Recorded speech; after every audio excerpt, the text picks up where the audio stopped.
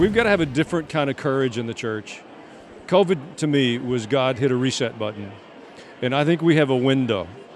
Because things that were not as clear to me before COVID. Correct. I trusted the CDC before COVID.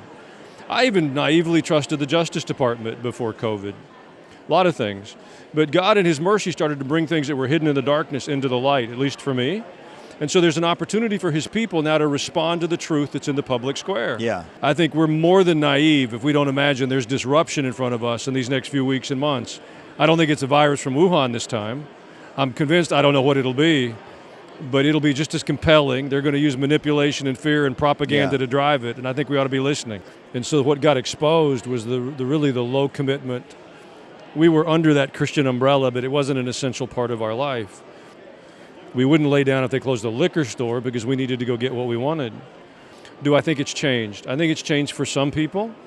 The Supreme Court reverses Roe, and I don't see great celebrations in the street.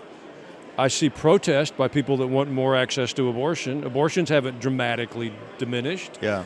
I don't see us standing in the street saying, if you mutilate one more of my children in one of your transgender procedures, I'll shut down this medical clinic. I don't see Christian doctors resigning from hospitals where they're doing that stuff. I see some evidence, kind of a ripple, a hope, a whiff. Yeah. But I would love to hear the thunder of God's people saying no more. The last 15 months, I've been in 20 cities talking to pastors and church leaders. And there's a couple of observations I would make. One, in most churches, the center of power isn't the pastor. The real center of power is the board, the presbytery. It's the business people. That are driving that thing. And so to those people, I want to say something. I learned a lesson at Yad Vashem in Jerusalem, the Holocaust Museum. And you hear the complete shock in their voice when they're telling the story 50 years later. But what they're saying was, I was the president of the university in Leipzig. I was the head of First Bank of Berlin. And it took me a while to understand that what they were saying is, I thought I was above the fray. And the Christian community is filled with people that think they have a protected position. They have a retirement, they have a powerful job in a university or the economic system someplace or in the media, and they don't use their voice for this set of issues. And I'm telling you, they'll come for you in the middle of the night.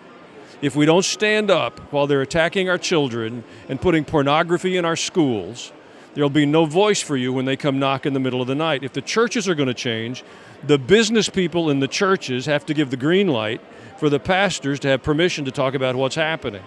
Should the pastors be willing to lose their jobs? Perhaps. They think they can get a broader audience by being a chameleon. If you displease the boss, I don't care what audience you gain, it's not good.